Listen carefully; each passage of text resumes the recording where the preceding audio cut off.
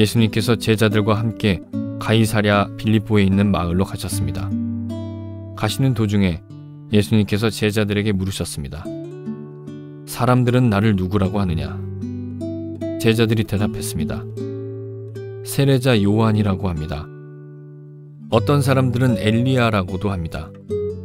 그리고 또 어떤 사람들은 예언자 가운데 한 사람이라고 합니다. 예수님께서 제자들에게 물으셨습니다. 그러면 너희는 나를 누구라고 하느냐? 베드로가 대답했습니다. 주님은 그리스도이십니다. 예수님께서 제자들에게 아무에게도 자신에 대해서 말하지 말라고 엄히 이르셨습니다. 네, 고맙습니다. 우리 가슴에 손을 얹고 우리 믿음을 고백하고 함께 말씀을 듣겠습니다. 제가 먼저 고백하겠습니다. 하나님은 나를 사랑하십니다. 나는 그 사랑 안에 있습니다. 하나님은 오늘 나에게 말씀하실 것입니다. 그 말씀에 능력이 있습니다. 그 말씀에 생명이 있습니다. 나의 마음을 하나님께 열겠습니다. 나의 생각을 예수님께 집중하겠습니다. 들은 만큼 변합니다. 들은 만큼 행복해집니다. 오늘 저희가 나누려고 하는 말씀은 마가복음 8장 27절부터 30절에 나오는 말씀인데요. 제목을 피할 수 없는 질문이라고 하는 제목으로 말씀을 나누려고 합니다. 어찌 보면 오늘 내용은 약간은 교리적인 부분을 설명하는 것 같은 내용이 있어서 그냥 들으시기에 조금 어렵게 느껴질 수도 있을 터인데 열린 마음을 가지고 주의 성령을 의지하면서 함께 말씀을 나누고 하나님께서 그 말씀을 우리 가운데 깨닫게 하시고 그 말씀을 우리 가운데 임하는 축복이 있기를 바랍니다. 오늘 사건이 있었던 자리는 가이사랴 빌립보라는 자리인데 주님이 원래 갈릴리 지역에 사역을 하셨는데 어느 날 갈릴리 지역을 떠나서 가이사랴 빌립보라는 쪽으로 쭉 올라가게 됩니다. 가이사랴 빌립보는 갈릴리 지역에서 한 30-40km 정도 위로 북방으로 올라가야 되는 예루살렘 최북방에 있는 도시인데 사진을 잠깐 한번 보도록 하겠습니다. 여기 갈릴리 호수가 나오고 위로 쭉 올라가게 되면 가이사랴 빌립보라고 하는 도시가 나옵니다. 중간에 이렇게 요단강으로 연결되어 있고요. 여러분 보시기에 가이사랴 빌립보 오른쪽을 보게 되면 위에 약간 하얀 부분이 나오는데 저게 헐몬산입니다. 헐몬산의 이슬 이런 표현이 나오잖아요.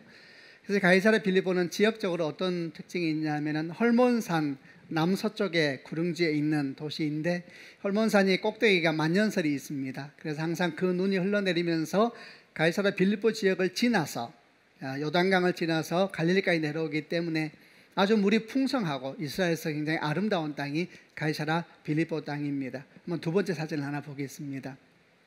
이게 가이사랴 빌립보에 있는 물줄기인데 보통 이스라엘 생각하면 이런 물줄기 생각 못하잖아요. 폭포 같은 것도 있고 굉장히 풍성한 수원이 있는 아주 귀한 땅이 가이사랴 빌립보 국경 지역에 있는 도시입니다. 또 하나 가이사랴 빌립보의 특징은 우상 숭배의 중심지였다라는 특징이 있는데 사진을 하나 보겠습니다. 이 가이사랴 빌립보에 있는 동굴이 하나 보이는데요. 원래 이 지역이 처음 도시가 시작될 때부터 이 동굴이 헬라의 자연신이라고 하는 판이 여기서 태어났다. 그래서 이 도시 이름이 처음부터 이 신의 이름을 따서 파니아라고 이름을 지었습니다. 그래서 시작부터 우상 숭배의 도시로 시작이 됐는데 이게 가이사랴 빌립보라는 이름으로 바뀌게 된 계기는 로마 통치 때에 로마 황제 가이사가 헤롯 대왕에게 이 도시를 선물로 줍니다. 그래서 헤롯 대왕이 그걸 감사하는 마음으로 가이사를 숭배하기 위해서 신전을 만들었는데 헤롯 대왕의 아들 빌립 2세가 이 신전을 확장하고 도시를 재정비하여서 가이사에게 영광을 돌리기 위해서 가이사라 이렇게 이름을 짓게 됩니다. 그런데 로마 제국에서 황제 이름을 따서 가이사라라고 이름한 곳이 한 3군데나 있어서 혼란스러워요. 그래서 예를 들면 이스라엘 땅에서도 가이사라라는 땅이 하나 있는데 그 땅은 지중해에 붙어있는 그런 해안 도시인데 한번 사진을 또 하나 지도를 하나 보겠습니다. 지도를 보게 되면은 저 위쪽에 가이사랴 빌립보가 있고 쭉 내려와서 사마리아 지역 왼쪽에 가이사랴라고 하는 도시가 하나 되는데 이게 이제 지중해에 붙어있는 해안 도시인데 총독이 주로 거하는 곳이었고 헤롯 대왕의 왕궁이 있었던 굉장히 화려한 아주 대단한 해안 도시입니다. 이렇게 위에도 가이사랴가 있고 밑에도 가이사랴가 있다 보니까 혼란스러워서 위에 있는 도시를 필립 2세의 이름을 덧붙여서 가이사라 빌립보다 이렇게 이제 이름을 짓게 되었고, 가이사라 빌립보는 가이사라 지역하고는 좀 구별된 도시로 성경에 나타납니다. 하나만 더 사진 보겠습니다. 마지막 사진은 이게 왼쪽이 지중해에 있고요. 가이사라 지역에 있는 유적 잠깐 남은 곳인데, 대단히 원래 인공도시인데 대단히 잘 지은 헤롯 왕의 건축에 대단한 사람이어서 어쨌든 이렇게 가이사라 지역이 아니라 가이사라 빌립보 지역이라는 곳에서 지리적으로는 국경지대였고 주로 거하는 사람이 주로 이방인들이었습니다. 그리고 우상 숭배지였던 가이사라 빌립보에서 주님께서 제자들에게 아주 중요한 질문을 한 가지 던지시면서 오늘 우리가 이야기하려고 하는 말씀이 시작이 됩니다. 그 내용이 어떤 내용이냐 하면은, 우리가 마가복음 8장을 보고 있지만 같은 내용이 마태복음 16장에서 같이 나와서 두 성경을 조합하여서 한번 내용을 정리를 해보겠습니다. 주님께서는 갈릴리에 있는 베세다에서 사역을 하시다가 어느 날 제자들과 함께 북방으로 쭉 걸어가시면서 가이사라 빌립보 지역을 향해서 가게 되셨습니다. 근데 가는 도중에 제자들에게 무슨 질문을 하시냐 하면은, 사람들이 인자를 누구라 하느냐 이렇게 질문합니다. 인자는 구약에서 메시아의 별명입니다. 사람들이 인자, 예수님은 당신을 인자라 부르기 기뻐하셨지요. 나를 누구라 하느냐 이렇게 물을 때에 제자들이 예수님에게 말씀을 합니다. 어떤 사람은 세례자 요한이라고 하고, 어떤 사람은 엘리야라고도 합니다. 또 어떤 사람이 예레미야나 선지자 중에 한 사람이라고도 합니다. 사람들이 생각하는 예수님에 대한 생각들을, 이런저런 생각들을 제자들이 예수님에게 말씀을 드린 겁니다. 그러자 예수님께서 다시 제자들에게 묻습니다. 그러면 너희는 나를 누구라 하느냐? 아주 중요한 질문이죠. 너희는 나를 누구라 하느냐? 그러자 베드로가 제자들 대표한 표현이었겠죠. 베드로가 뭐라고 말합니까? 저는 그리스도시요 살아계신 하나님의 아들이십니다. 이렇게 고백하는데, 이 질문과 이 대답이 오늘의 묵상의 핵심 말씀입니다. 이 질문과 이 대답과 함께 성경은 굉장히 중요한 전환점을 보여주게 되는데, 이 질문과 이 대답 뒤에 처음으로 등장하는 언어들이 나오기 시작합니다. 그 첫 번째가 교회에 대한 말이 등장을 하게 되고, 두 번째는 십자가와 부활에 대한 메시지가 여기서 시작이 되게 됩니다. 먼저 교회에 대한 말씀은 마태복음 16장 17절로 19절인데 한번 읽어보려고 하는데, 이 말씀은 저는 그리스도시요 살아계신 하나님의 아들입니다. 베드로가 고백하자마자 우리 주님께서 하신 말씀입니다. 제가 17절 먼저 읽겠습니다. 예수님께서 베드로에게 말씀하셨습니다. 요나의 아들 시몬아, 네가 복되다. 네 혈육이 이것을 네게 알려준 것이 아니라 하늘에 계신 내 아버지께서 알려주신 것이다. 너는 베드로다. 내가 이 돌 위에 내 교회를 지을 것이니 지옥의 문이 이것을 이기지 못할 것이다. 내가 네게 하늘나라의 열쇠를 줄 것이다. 무엇이든지 네가 땅에서 잠그면 하늘에서도 잠겨 있을 것이요, 무엇이든지 네가 땅에서 열면 하늘에서도 열려 있을 것이다. 처음으로 주님께서 교회에 대한 말씀을 처음 하는 장면입니다. 이게 베드로의 믿음의 고백 뒤에 첫 시작이 됐습니다. 두 번째 또 중요한 시작은 십자가와 부활에 대한 말씀을 이때 처음 하십니다. 마태복음 16장 21절 말씀을 같이 읽어보겠습니다. 시작. 그때부터 예수님께서는 자신이 예루살렘에 반드시 가야만 하며 거기서 장로들과 대제사장 그리고 율법학자들에게 고난을 받아 결국엔 죽임을 당하지만 3일째 되는 날에 다시 살아나실 것을 제자들에게 설명하기 시작하셨습니다. 그때부터 이렇게 되어 있습니다. 그때부터라는 얘기는 베드로의 신앙 고백 그때부터란 이야기입니다. 그때부터 주님께서 처음으로 제자들에게 고난당하실 것과 그리고 죽으실 것과 3일 뒤에 부활하실 것을 주님께서 처음으로 말씀하셨습니다. 여기서 끝나지도 않습니다. 그리고 난 뒤에 6일 정도 지났을 때에 우리가 보통 말하는 변화산 사건이라고 하는 아주 중요한 계시적인 사건이 성경에 등장을 합니다. 주님께서 한 산에 올라가셨는데 그 산에서 구약의 율법을 대표하는 모세와 선지자를 대표하는 엘리야를 만나서 이야기하는 장면이 주님의 변화산 사건이죠. 그래서 많은 학자들은 이 말씀의 흐름을 볼 때 아마도 이 변화산이 가이사랴 빌립보에서 가까운 헐몬산이 아니었겠느냐 이렇게 얘기하기도 하고, 또 일부 학자들은 아니다, 그 변화산이 아마도 다볼산이었을 것이다 이렇게 말하고 있기도 합니다. 어쨌든 간에 이렇게 중요한 사건들, 교회에 대한 이야기나 십자가와 부활에 대한 이야기들, 그리고 변화산 사건은 구약을 넘어 약속을 성취하시는 메시아 시대의 도래라고 하는 아주 계시적인 사건이었죠. 이 사건이 연이어 일어나고 있는데 그 시작이, 그 장소가 가이사랴 빌립보와 그 근방이었다는 것이고, 이 모든 이야기의 중심에는 한 가지 질문과 한 가지 대답이 있었다는 사실은 분명히 유의해서 주목할 만한 내용이 있습니다. 오늘 우리가 그 질문 가운데 서보려고 합니다. 주님께서 오늘 우리 가운데 임하여 주셔서 오늘 말씀이 우리 삶에 그대로 부딪혀오는 살아있는 주의 말씀이 되는 축복이 있기를 바랍니다. 주님께서 제자들에게 먼저 질문하셨습니다. 사람들은 나를 뭐라고 하느냐? 이런저런 얘기를 합니다. 사실 주님이 본심은 뒷면 두 번째 질문에 있었죠. 그러면 너희는 나를 누구라 하느냐? 이렇게 질문했습니다. 자, 여러분에게도 이 질문을 던집니다. 여러분에게 예수님은 어떤 분이십니까? 이 질문이 대단히 중요한 겁니다. 그리고 이 질문은 모든 그리스도인이라면 결코 피해갈 수 없는 질문이고, 이 질문과 함께 신앙은 중요한 전환점을 갖게 되어 있습니다.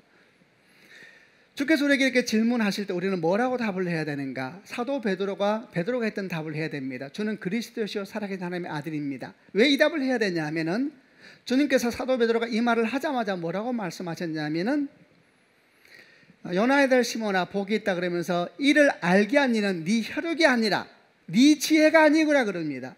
하늘에 계신 내 아버지가 너에게 가르쳐 주신 것이다 이렇게 말씀하면서, 그의 지혜나 그의 깨달음 때문이 아니라 하나님께서 함께 하셔서 그가 믿음의 고백을 하고 있다 이렇게 얘기를 했으니까, 우리 또한 성령께서 함께 하시고 하나님이 함께 하실 때 동일한 고백을 하게 될 줄로 믿습니다. 그러니까 이 베드로의 고백이 오늘 우리 고백이 되어야 되는 것이죠. 저는 그리스도시요 살아계신 하나님의 아들입니다. 이 고백인 두 가지 중요한 고백을 함축하고 있는 표현입니다. 첫 번째는 예수님은 하나님이시다 라는 표현이 먼저 들어가 있습니다. 살아계신 하나님의 아들입니다 그랬습니다. 두 번째, 예수님은 우리와 똑같은 참된 사람이시다 라는 두 번째 표현도 같이 들어가 있습니다. 저는 그리스도시요 살아계신, 그리스도는 기름 부음 받은 자를 말하는 겁니다. 사람, 첫 번째는 예수님은 하나님이시다 라는 표현이 여기 들어가 있고, 두 번째는 예수님은 우리와 같은 참된 사람이시다 라는 표현이 여기에 들어가 있습니다. 이 두 가지 고백이 매우 중요합니다. 왜냐하면 이 두 가지 고백이 우리 가운데 시작되지 않았으면 사실 우리는 아직 교회 공동체에 들어오지 않은 것이기 때문입니다. 지금 우리는 이렇게 지역교회, 서울드림교회라는 지역교회에 모여서 예배하고 있는데, 우리 가운데 주는 그리스도시요 살아계신 하나님의 아들입니다라는 고백이 없다면 그는 이곳에 와 있지만 아직 성경에서 말씀하는 교회에 들어와 있는 것은 아닙니다. 또 이 고백과 함께 성경은 십자가와 부활에 대한 메시지가 시작됐다 그랬습니다. 그러므로 우리가 함께 모여 예배하고 지금 말씀을 듣고 배우고 함께 기도하고 있지만은, 만약 누군가의 마음에 저는 그리스도시요 살아계신 하나님의 아들입니다라는 고백이 아직 없다면은 아직 그에게 십자가 사건은 시작되지 않은 겁니다. 아직 그에게 부활 사건도 시작되지 않은 것입니다. 이렇게 이 두 가지 고백이 중요한 것입니다. 그래서 오늘 우리가 이 두 가지 고백이 뭔지를 한 번 더 나누면서 우리 가운데 믿음을 재확인하고, 그리고 혹시라도 이것이 명확하지 않을 때에는 마음과 이 두 가지 고백이 명확하게 되는 축복된 시간이 되기를 바랍니다. 주는 그리스도시요 살아계신 하나님의 아들이다. 첫 번째, 이 고백에 함축하고 있는 첫 번째 의미는 예수님은 하나님이시다라는 고백이라 그랬습니다. 자, 여러분 질문해 보겠습니다. 예수님은 하나님이십니까? 하나님의 아들이십니까? 사실 우리는 성경에서 예수님이 하나님이시다라는 표현도 많이 보기도 하고 하나님의 아들이시다라는 표현도 많이 보기도 합니다. 그래서 질문하게 되지요. 예수님은 하나님이십니까? 하나님의 아들이십니까? 우선 이 말씀을 이해할 때에 하나님의 아들이라는 표현은 우리가 보통 말하는 아버지와 아들 같은 그런 위아래의 관계성을 표현하는 언어가 아니라는 겁니다. 이 하나님과 하나님의 아들이라는 표현이 가지고 있는 의미는 어떤 의미이냐면은, 성부 하나님과 성자 예수님이 동일한 본질을 가지고 계신 분이다라는 의미가 있는 겁니다. 사람은 사람을 낳고 하나님은 하나님을 낳는 것이지요. 실제로 이 성자 하나님을 아들 예수님에 이렇게 말을 하는데, 예수님의 육체로 오신 것을 예언하고 있는 시편 2편 7절 말씀을 보게 되면 이런 말씀이 있습니다. 여호와께서 내게 이르시되 너는 내 아들이다, 오늘날 내가 너를 낳았도다 이렇게 말씀하세요. 이게 성부 하나님이 성자 하나님에 대한 예언의 말씀입니다. 성부 하나님의 성자님을 낳았다라는 표현을 써서 낳았다는 표현, 이것도 똑같은 의미입니다. 이게 무슨 말이냐 하면은 위아래의 개념이 아니라 동일 본질이라는 것을 의미하는 겁니다. 여러분, 사람은 사람을 낳지요, 사람은 짐승을 낳지 않습니다. 사람과 짐승은 본질이 다른 겁니다. 하나님은 하나님을 낳지요, 하나님이 사람을 만드는 것이지 사람을 낳는 건 아닙니다. 본질이 다른 것입니다. 그래서 이 의미는 위아래의 개념이 아니라 동일 본질을 의미한다는 것을 먼저 알아야 되는 것이 중요합니다. 이를 분명히 확증하기 위해서 요한복음 1장 1절부터 4절은 아주 독특하고 신비한 말씀을 하나 해놓으셨습니다. 요한복음 1장 1절부터 4절인데 제가 먼저 1절 읽겠습니다. 태초에 말씀이 계셨습니다. 그 말씀은 하나님과 함께 계셨는데 그 말씀은 곧 하나님이셨습니다. 2절, 모든 것이 그분을 통하여 지음을 받았습니다. 지음을 받은 것 중에서 그 어느 것 하나도 그분 없이 지어진 것은 없습니다.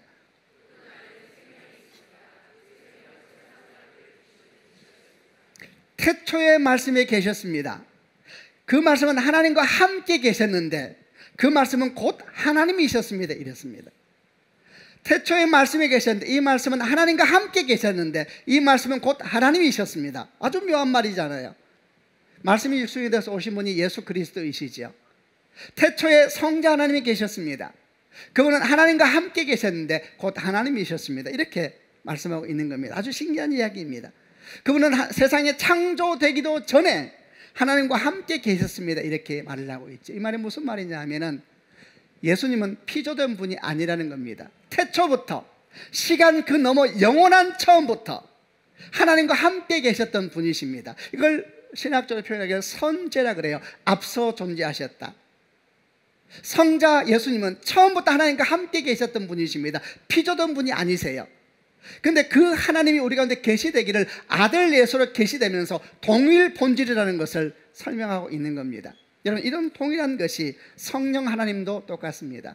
성령은 피조된 분이 아니십니다. 그분 또한 태초부터 성부 하나님과 함께 계셨던 분입니다. 우리는 창세기 1장 1절 성경의 첫 절을 알고 있습니다. 태초에 하나님의 천지를 창조하시니라. 땅이 혼돈하고 공허하며 흑암은 깊음에 있고 하나님의 영은, 우리는 이 하나님의 영을 성령으로 보지요. 하나님의 영은 수면 위에 운행하시니라. 이렇게 처음부터 성부, 성자, 성령은 함께 등장하고 있는 겁니다. 이것이 성경에서 우리 가운데 보여주고 있는 성부 하나님, 성자 예수님, 그리고 성령님에 대한 성경의 기록입니다. 근데 참 어려운 겁니다. 이게 도대체 이게 무슨 뜻일까? 그러면 하나님이 세 분이란 말일까? 한 분이란 말일까? 어떤 성경에는 굉장히 많은 이 삼위 하나님에 대한 설명이 나와서 이걸 한마디로 어떻게 설명할 수 있을까? 라고 했을 때 나온 단어가 삼위일체라는 단어가 나오게 되어 있습니다. 삼위일체는 무슨 뜻이냐 하면 성부 하나님, 성자 예수님, 그리고 성령님은 각각이 완전한 하나님이시면서 그 본질에 있어서 동일하신 한 분 하나님이시다. 이게 삼위일체입니다. 다시 말해볼게요. 약간 번잡하게 느껴지면 마음을 내려놓으시고 파도를 타듯이 따라가면 됩니다. 그러면 성령께서 이해는 안 돼도 믿어지게 할 거예요. 쑥 들어오게 할 거예요. 아멘이죠. 우리는 무슨 말인지 압니다. 믿음은 이해 너머에 있는 이야기거든요. 다시 말할게요. 삼위일체라는 것은 성부 하나님, 성자 예수님, 성령님께서는 각각이 완전한 하나님이시면서 그 본질에 있어서 동일하신 한 분 하나님이시다. 제가 이런 표현을 썼어요. 각각이 완전한 하나님이시면서 그 본질에 있어서 동일하신 한 분 하나님이시다 그랬습니다.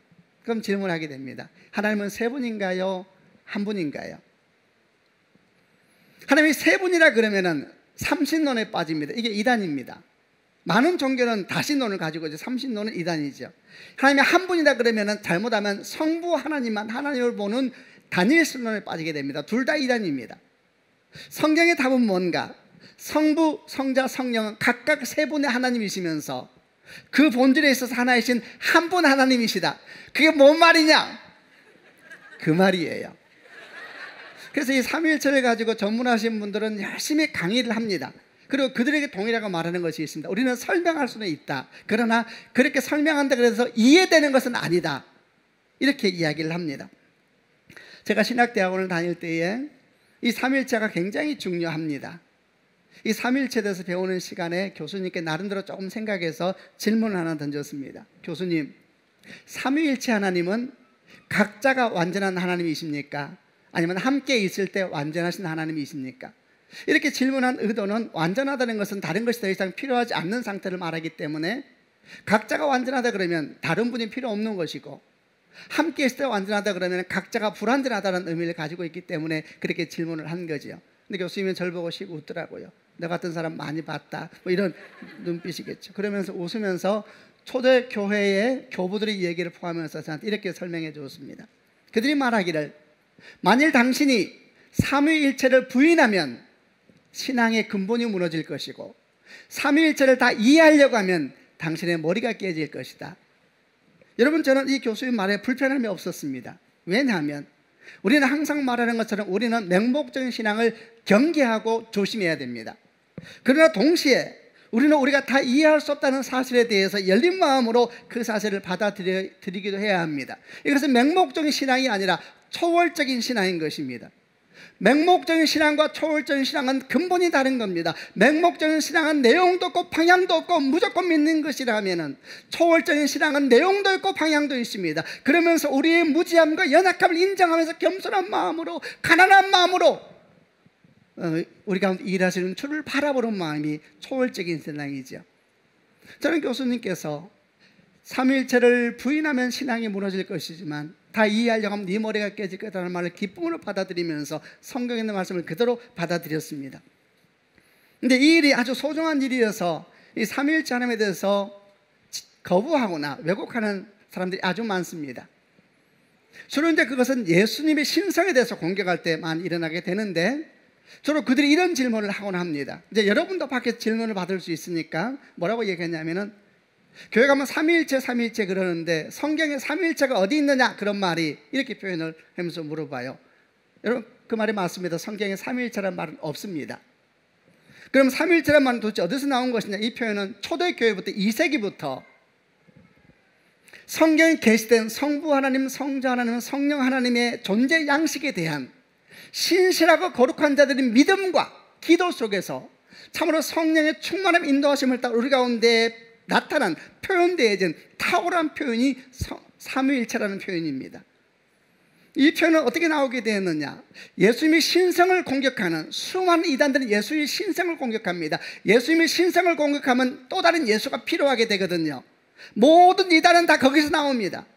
예수님의 신성을 공격하면서 들어왔을 때에 성경적으로 도대체 예수님은 누구신가라는 몸부림치는 목마름이 있었습니다. 이런 아주 긴 시간 동안 논쟁과 기도와 몸부림이 있었죠. 그런 과정을 통하여서 아주 성경적이며 탁월한 설명이 삼위일체라는 표현으로 우리 가운데 주어지게 된 겁니다. 삼위일체라는 표현은 성경에 안 나오지만은 우리 믿음의 선배들 우리 가운데 성경에 있는 삼위 하나님의 존재 양식에 대해서 아주 탁월하게 설명해주고 있는 언어인 겁니다. 사람들은 성경에 나타난 예수님의 하나님 되심을 이해할 수가 없었습니다. 도대체 하나님의 그러기도 하고 하나님 아들이라 그러기도 하고, 또 구약을 보니까 여호와는 유일한 한 분이라 그랬는데 갑자기 신약 들어오니까 예수님이라는 분이 등장하라고 나도 하나님이라 그러고, 무슨 이렇게 복잡할까? 이해할 수가 없었던 겁니다. 그러나 성경은 분명히 그렇게 말씀하고 있으니 이게 아주 어려운 겁니다. 이해는 안 되는데 그렇게 말씀하고 있으니 이걸 어떻게 받아들여야 될 것인가? 이게 신앙이죠. 그들은 성경을 연구했습니다. 그리고 성경 가운데 예수님을 어떻게 계시하고 있는가에 대한 성경적인 근거를 하나하나 찾으면서 그 여정을 걸어갔던 것입니다. 이제 제가 여러분에게 성경에 나타나고 있는 예수님이 하나님 되심에 대한 얘기를 해보려고 하고, 이 일이 얼마나 중요한 일인가에 대한 얘기도 연이어서 해보려고 합니다. 예수님은 하나님이신가? 성경에서 뭐라고 말하고 있는가? 무엇보다 첫째, 예수님 자신이 그렇게 말씀하셨다는 게 중요합니다. 예수님 자신이 입을 열어서 그렇게 말씀하셨습니다. 그리고 예수님의 사역이 예수님의 하나님 되심을 증거해 줍니다. 아주 유명한 말씀 중에 요한복음 10장 30절 말씀에 우리 주님께서 이렇게 말씀하셨죠. 아버지와 나는 하나이니라. 성부 하나님과 나는 하나다 그랬습니다. 그리고 또 요한복음 14장 6절 7절 말씀, 이거 한번 같이 읽어보겠습니다. 두 절은 이렇게 읽겠습니다. 시작. 예수님께서 대답하셨습니다.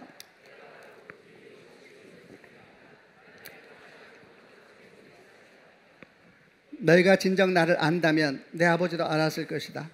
이제 너희는 그분을 알았고 또 그분을 보았다. 요한복음 14장 6절은 유명하죠. 내가 길이요 진리요 생명이다. 그 뒤에 7절에 이렇게 말씀합니다. 너희가 진정 나를 안다면 내 아버지도 알았을 것이다. 그 다음 표현을 이제 너희는 그분을 알았고, 완료형을 써요. 이제 너희는 그분을 알았고 그분을 보았다 그래요.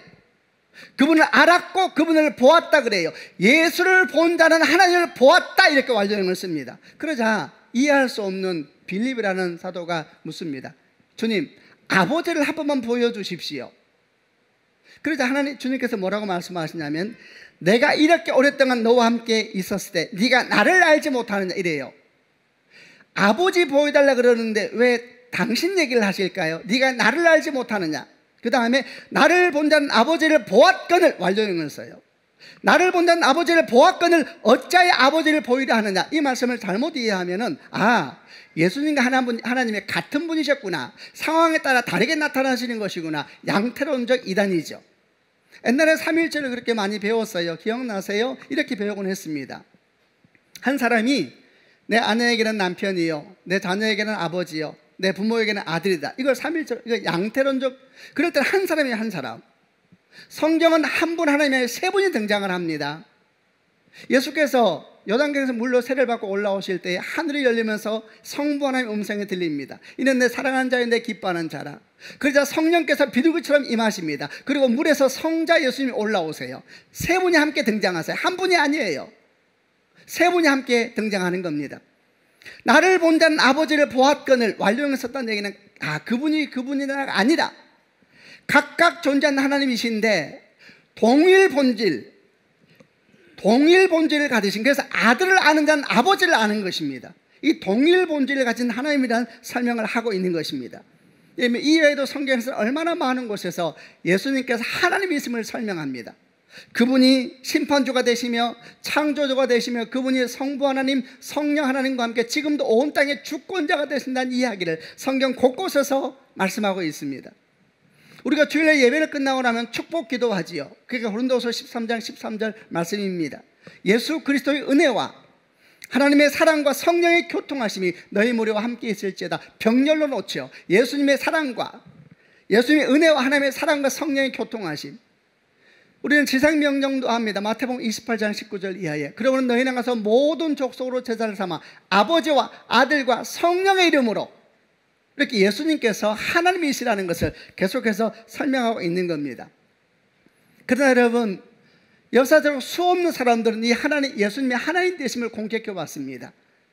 그 중에는 자유주의자 같은 사람들이 있죠. 그들은 뭐라고 말했느냐? 역사적 예수는 믿습니다. 그런데 어떻게 사람이 신일 수 있느냐? 믿을 수가 없다 이렇게 말하면서 역사적 예수를 받아들이면서 덧붙여서 뭐라고 말하냐면 그 예수가 세계 3대 성인이니 4대 성인이니 참으로 윤리적인 사람이었고 참으로 도덕적인 사람이었다 이렇게 설명하곤 합니다. 그런데 그들은 예수님이 하나님 되심을 믿지 않습니다. 최고 인간이었고 최고 윤리적인 사람이었고 최고의 선한 사람이었다 이렇게 얘기하면서 다가오는 자유주의자들이 있지요. 여러분, 이런 자유주의자들 생각은 교회 내에도 많이 들어와 있습니다. 그러나 여러분, 조금만 생각해 보십시오. 예수께서 스스로 당신은 나는 하나님과 하나다 그랬습니다. 이 말씀을 인정하지 않으면서 그가 가장 선한 사람이요, 가장 도덕적인 사람이요, 가장 윤리적인 사람이었다는 말은 논리적으로 앞뒤가 안 맞는 겁니다. 여러분, 결국 내용을 보게 되면 둘 중에 하나일 뿐입니다.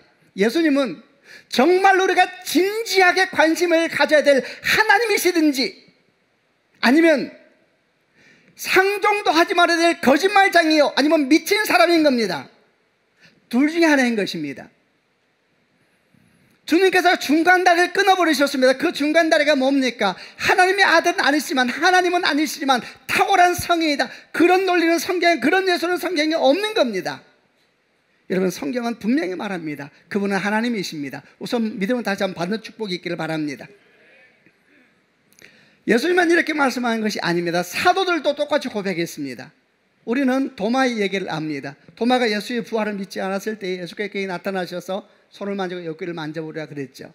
도마가 뭐라고 말했습니까? 나의 주님, 나의 하나님 이렇게 외쳤죠. 이것만이 아닙니다. 히브리인 중에 히브리인이요 바리새인 중에 바리새인이었던 최고의 지성이었던 사도 바울은 로마 교회에 이런 글을 보낸 적이 있었습니다. 로마서 9장 5절 말씀을 같이 한번 읽어보겠습니다. 시작. 족장들이 그들의 조상들이며 그들의 혈통에서 그리스도께서 나셨습니다.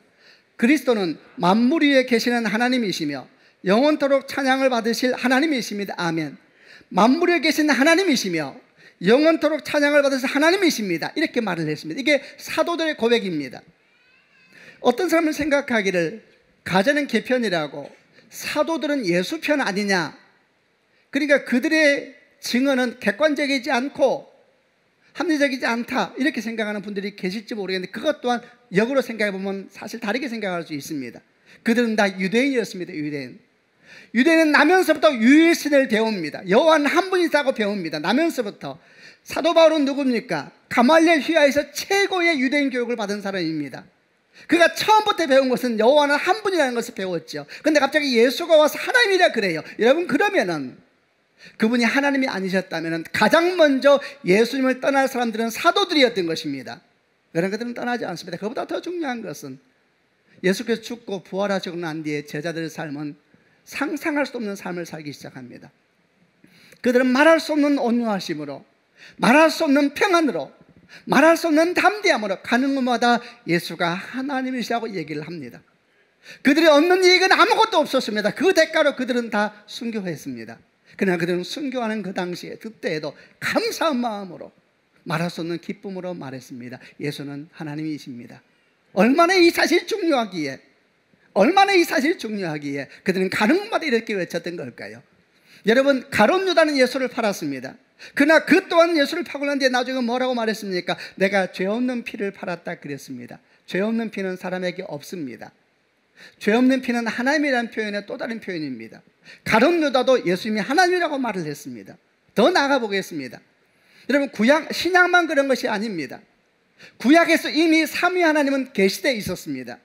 창세기 1장 26절 27절, 우리가 창세기 묵상할 때 배웠던 말씀입니다. 하나님이 이르시되 우리의 형상을 따라 우리의 모양대로 우리가 사람을 만들고, 우리는 이 말씀 묵상할 때 갑자기 등장한 복수형에 대해서 고민했었습니다. 우리의 형상, 우리의 모양, 우리가 사람을 만들 때 왜 갑자기 복수형이 나오는가? 3장 22절에 아담과 하와가 범죄하고 난 다음에 하나님께서 이렇게 말씀하셨습니다. 여호와 하나님이 이르시되 보라, 이 사람의 선악을 아는 일에 우리 중 하나같이 되었으니, 이렇게 말을 합니다. 우리 중 하나같이 되었으니, 창세기 11장에 바벨탑을 쌓고 난 뒤에 그 바벨탑을 보기 위해서 하나님께서 내려오셨다 그랬습니다. 그리고 이렇게 말씀합니다. 여호와께서 이르시되 이 무리가 한 족속이요 언어도 하나이므로 이같이 시작하였으니 이후로는 그 하고자 하는 일을 막을 수 없으리로다. 자, 우리가 내려가서 거기서 그들의 언어를 혼잡하게 하여 그들이 서로 알아듣지 못하게 하자. 우리라는 말이 또 등장합니다. 처음부터 여러분, 하나님은 복수로 계시되고 있습니다. 무슨 말이냐? 구약에 하나님 유일한 하나님이라고 말씀이 있지 않느냐? 보통 이렇게 말해서 제일 많이 떠오르는 말씀은 신명기 6장 4절 말씀이죠. 이스라엘아 들으라, 우리 하나님 여호와는 오직 하나인 여호와시니, 이러면서 오직 하나인 여호와시니 라는 말씀을 가지고 유일한 성부 하나님, 이 얘기를 하는 사람들이 있습니다. 사실 그것도 잘못 알고 있는 겁니다. 구약에서 하나를 의미하는 단어를 사용할 때 표현되는 히브리어는 두 언어가 있습니다. 하나는 야히드라는 단어가 있고, 두 번째는 예하드라는 단어가 있습니다. 야히드는 단일 하나를 말합니다. 독자 같은 하나를 말할 때 야히드라는 단어를 씁니다. 예하드는 복합 하나를 말합니다. 복합 하나. 이게 어디에 쓰인 단어이냐면 창세기 2장 24절에 남자가 부모를 떠나 그의 아내와 합하여 둘이 한 몸을 이룰지로다. 둘이 한 몸을 이룰지로다. 이 한 몸이 예하드라고 하는 복합 단위를 의미할 때 쓰는 단어를 씁니다. 신명기 6장 4절 이스라엘에 들으라, 우리 하나님 여호와는 오직 하나인 여호와시니, 이 오직 하나라는 단어는 복합 단위를 의미하는 예하드가 쓰인 대표적인 성경 말씀 중에 하나입니다. 여러분 보십시오. 신구약을 공의통틀어서 처음부터 성부, 성자, 성령은 함께 계시되고 있는 것입니다. 여러분, 이것이 뭘 가르칩니까? 예수님은 하나님이십니다. 아멘이시죠? 이게 아주 중요한 것입니다. 여러분, 사람들은 많이 오해를 합니다. 이렇게 말하는 분들이 있어요. 나는 구약의 하나님은 불편해, 신약의 하나님은 좋아. 구약의 하나님은 너무 무서워, 신약의 하나님은 사랑의 하나님이야. 예배할 때 나는 성부 하나님께 예배해야 되는 거야, 성자 하나님께 예배해야 되는 거야, 성령 하나님께 예배해야 되는 거야, 이름 바꾸면 큰일 나는 거야. 이런저런 질문들이 많습니다. 여러분, 성부 하나님과 구약의 하나님과 신약의 하나님은 두 분이 아니라 본질적으로 한 분이십니다. 구약에서는 성부 하나님 주도적으로 일하시고, 복음서에서는 성자 하나님 주도적으로 일하시고, 지금은 성령 하나님 주도적으로 일하시지만 본질이 하나인 유일한 하나님이십니다. 여러분, 그러므로 구약은 단절된 것이 아니고 구약을 넘어서 신약을 오게 되는 것입니다. 율법은 은혜를 위한 전조 과정인 것입니다. 성경 전체는 하나인 것입니다. 우리는 누구에게 예배하는가? 우리는 성부에게 예배하나요? 성자에게 예배하나요? 성령에게 예배하나요? 우리는 삼위일체 하나님께 예배하는 것입니다. 성령의 감동을 따라서 성자 예수님을 통하여 성부 하나님께 예배하는 것입니다. 아멘이죠. 우리는 삼위 하나님께 예배하는 것, 이건 대단히 놀라운 것이고 중요한 겁니다. 그분이 하나님이세요. 그분이 우리의 구원자세요. 우리를 위해 죽으신 그분은 하나님이세요. 하나님. 여러분, 그분이 구원하지 못할 사람은 아무도 없는 것입니다. 그 피는 무고한 능력의 피가 되는 이유는 하나님의 피이기 때문에 그런 겁니다. 그분이 구원 못할 사람은 아무도 없는 것입니다. 그분은 하나님이십니다. 이제 두 번째 고백을 더 해보겠습니다. 두 번째 고백은 뭡니까? 그분은 우리와 같은 참된 사람이 있었다는 두 번째 고백입니다. 성경을 보게 되면은 예수님이 하나님이심을 분명하게 증언하고 있죠. 그런데 참 신기하게도 동시에 예수님께서는 우리와 같은 참된 사람이 있었다는 사실도 계속해서 증언하고 있습니다. 정말 놀랍고 언뜻 이해가 되지 않는 사실이지요. 그러나 성경은 분명히 반복적으로 이를 증언하고 있습니다.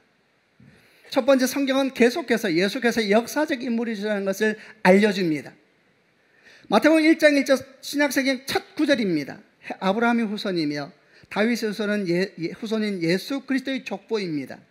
마태복음 2장 1절 예수께서는 헤롯이 왕으로 있던 시대에 유대 베들레헴이라는 마을에 태어나셨습니다. 누가복음 2장 21절 태어난 지 8일째 아기는 할례를 받았고 이름을 예수라고 했습니다. 누가복음 2장 40절에 아이는 점점 자라며 튼튼해졌으며 지혜도 많아졌습니다. 마태복음 13장 55절에 이 사람은 목수의 아들이 아니냐, 그의 어머니는 마리아이고 동생은 야고보이고 요셉, 시몬 그리고 유다가 아니냐. 끊임없이 역사적 예수를 증거하고 있습니다. 여러분, 예수님은 우리와 함께 되신 참된 사람이었습니다. 그분은 로마 황제 아우구스투스 때 태어났었고 그때 이스라엘 지역은 헤롯 왕이 다스리고 있었고, 여러분, 예수님 우리처럼 여인의 태에서 태어났습니다. 우리처럼 어린아이 시기를 보내고 우리처럼 청소년기를 보내고 우리처럼 청년기를 보냈습니다. 그의 아버지는 요셉이었고 어머니는 마리아였습니다. 형제들도 많이 있었습니다. 그리고 그분은 30대 공생을 시작할 때까지 아버지 직업을 따라 몫으로 일을 했습니다. 그분은 갑자기 하늘에 떨어진 분이 아닙니다. 그는 갑자기 땅에서 쏟아난 분도 아니십니다.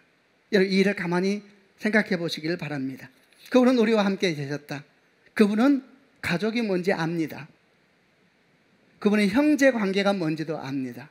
형제에서 버림받는다는 것이 뭔지도 알고 있고, 그분은 여러분 돈이 뭔지도 압니다. 그는 30세까지 아버지 따라 몫으로 일했습니다. 몫으로 하루 종일 일하고 그 물건을 팔기 위해서 시장에 서 있는다는 게 뭔지를 압니다.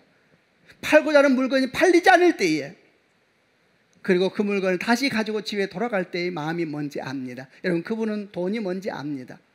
그분은 산다는 것이 뭔지 아는 분이십니다. 그분은 우리와 같이 되셨습니다. 이것만이 아닙니다. 성경은 또 계속해서 우리에게 계시합니다. 그분은 우리처럼 분노하셨고 우리처럼 피곤하셨고 우리처럼 목말라 하셨고 우리처럼 지치셨고 우리처럼 우셨습니다.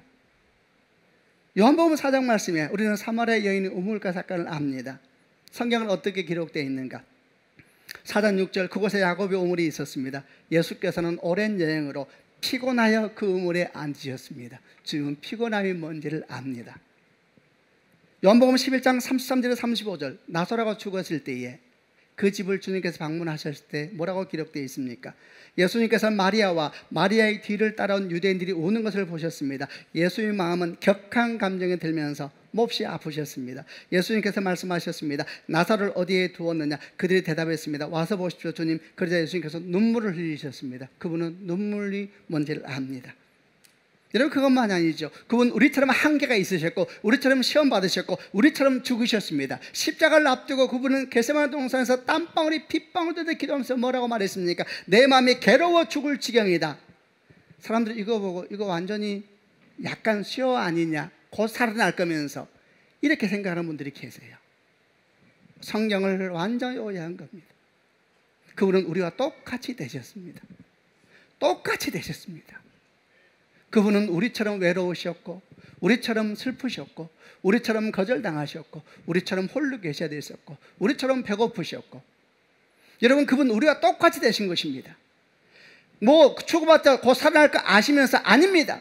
히브리서 5장 7절에서 뭐라고 말씀하고 있냐면, 그는 육체에 계실 때에 자기를 죽음에서 능히 구원하실 이에게 심한 통곡과 눈물로 간구와 손을 알렸고 그의 경건하심으로 말미암아 들으심을 얻었느니라. 그는 눈물로 기도하면서 우리 좀 똑같이 되시고 믿음의 길을 걸어갔던 것입니다. 그래서 우리의 모범이 되신 것입니다. 그래서 주님 말씀하셨죠. 내가 한 일을 너도 하고 더 큰 일도 하게 될 것이다. 여러분, 그분 우리와 똑같이 되셨습니다. 여러분, 그분은 육체로 오시는 순간 스스로 우리처럼 되시면서 지식도 한계가 있으셨죠. 예수께서 이런 말씀하셨습니다. 그날과 때는 아버지밖에 모른다, 아들도 모른다 그랬습니다. 성자 예수님께서 모른다는 말이 아니고 육체로 오신 예수께서 모른다는 이야기입니다. 그분은 다 알고 행하신 것이 아닙니다. 기도함으로 주의 인도를 따라 걸어가고 있었던 겁니다. 그분 우리하고 똑같이 되셨습니다. 이것이 우리에게 어떤 의미가 있는 것입니까? 이것이 우리에게 여러분 어떤 의미가 있습니까? 그것은 그분만이 우리의 유일한 구원자가 되신다는 것을 가르쳐 주는 것입니다. 우선 여러분 아멘 하시길 바랍니다. 우리를 구원할 분은 우리 죄를 짊어져야 되잖아요. 그분은 죄가 없는 분이셔야 합니다. 여러분, 사람은 죄 없는 자가 없습니다. 하나님의 피가 필요한 것입니다. 동시에 그분은 육체를 가지셔야 합니다. 왜 육체를 가지셔야 하는가? 죄의 결과는 육체의 고통도 있거든요. 우리 이제 목마르고 배고프고 슬프고 고통스럽고 외롭고 상처, 이게 죄의 결과입니다. 죄의 결과. 우리가 지금 겪고 있는 삶은 죄의 결과입니다. 주님은 이 모든 것을 대신 지셔야만 했습니다. 그분도 외로우셔야 됐고, 그분도 슬프셔야 됐고, 그분도 상처받으셔야 됐고, 그래서 외로운 우리를 구원하실 수가 있고, 상처받은 우리를 구원하실 수가 있고, 목마른 우리를 구원하실 수가 있는 겁니다. 그래서 그분이 육체를 가지셔야 되는 겁니다. 이 딜레마, 그분은 죄가 없으시고 우리와 함께 되어야 되는 것입니다.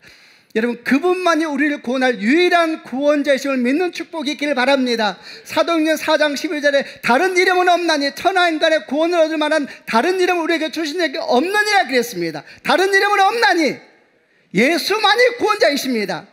여러분, 그분이 우리를 죽으시고 그분이 다시 오실 때에는 영광스러운 모습으로 임하게 될 겁니다. 이 땅에는 모든 예수들은 다 가짜입니다. 그분은 영광 중에 다시 오실 것입니다. 그분이 유일한 우리의 구원자가 되는 것입니다. 여러분, 사실 이 성경의 약속은 우리 영혼 안에는 깊은 목마름을 풀어주는 말씀이기도 합니다. 우리 안에 여러분 깊은 목마름이 있습니다. 우리 모든 사람 마음에는 깊은 목마름이 있습니다. 두 가지 목마름이 있지요. 우리는 신을 기다립니다. 첫 번째 목마름은 뭡니까? 나와 다른 신을 기다립니다. 나는 죽지만 죽지 않는 분, 나는 배고프지만 배고프지 않는 분, 나는 병들지만 병들지 않는 분, 그래야 날 구원해서 좀 딴 데 데려갈 거 아니에요. 구원에 대한 똑같은 삶을 살면 그게 무슨 신이에요? 그래서 우리는 나와 다른 신을 기다립니다. 기쁨만 가득한 신, 빛 자체의 신. 우리 안에는 나와 다른 신을 향한 강렬한 열망이 있습니다. 그런데 두 번째, 양립할 수 없는 또 다른 목마름이 우리가 깊은 영혼 속에 있습니다. 그것은 뭐냐면 나를 알아주는 신을 기다립니다. 내 눈물을 알아주시는 분, 내 아픔을 알아주시는 분, 여러분 내 죽음을 알아주시는 분. 여러분, 우리는 무슨 말인지 다 압니다.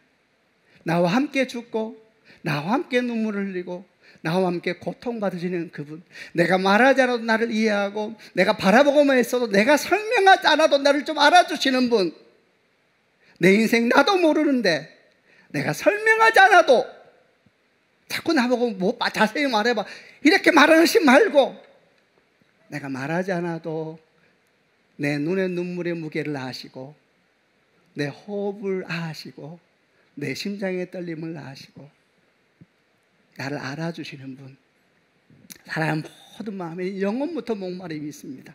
나와 다른 신, 그러나 나를 알아주시면 이건 양립할 수가 없는 겁니다. 양립할 수가 없어요. 여러분, 십자가를 보십시오. 오직 거기서 이 우리의 깊은 목마름은 유일한 해결을 얻게 될 줄로 믿습니다. 여러분, 십자가는 우리 영혼 속에는 깊은 목마름, 이 깊은 목마름을 풀어준 유일한 하나님의 생명의 자리인 것을 믿는 축복이 있기를 바랍니다. 여러분, 거기서 십자가에서 우리를 구원하지 못할 죄는 없습니다. 그걸 우리를 다 구원하십니다. 다 구원합니다. 동시에 그분은 우리를 너무너무 잘 압니다. 그래서 우리한테 울지 마라 그러는 겁니다. 여러분, 울음도 모르는 분이라면, 외로움도 모르는 분이라면 그 뭐요? 울지 마라 그래요. 내 딸아, 울지 마라. 너무 서러워하지 마라. 내가 다 이기었노라. 이렇게 말해요. 이게 복음이죠. 여러분, 그분은 하나님이세요. 아멘이죠.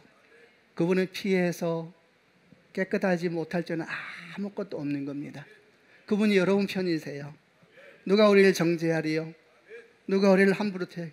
그분이 여러분 편이세요. 그분이 또한 우리와 같이 되셨습니다. 다 압니다, 여러분. 그래서 히브리서 말씀에서 뭐라고 말합니까? 우리와 똑같이 되셨다 그래요. 우리와 똑같이 되셨다. 우리의 모든 걸 똑같이 되셨다.